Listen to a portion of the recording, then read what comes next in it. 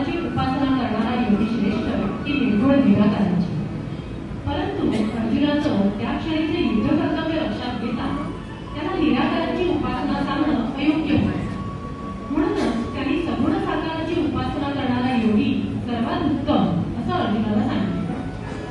ज्यांचा देहाभिमान पूर्णतः गेलेला नाही त्यांना निराकाराची उपासना ही दुःखकारक होते. या उलट जे सगुणाची उपासना अनन्य भावाने करतात त्यांचा उद्धार भगवंत लगेच करतात. अशी उपासना करणं जर शक्य नसेल तर योगरूपी अभ्यासाने भगवंतांना प्राप्त करा. अभ्यास जर जमला नाही तर भगवत पुराणांचं पठण करावे आणि ते देखील जमलं नाही तर सर्व कर्म फलत्याग करावा असं भगवंत सांगतात. या अध्यायामध्ये भगवंतांनी भक्तीची 39 श्रेष्ठ लक्षणं सांगितली आहेत. म्हणूनच या अध्यायाचं नाव भक्ती योग.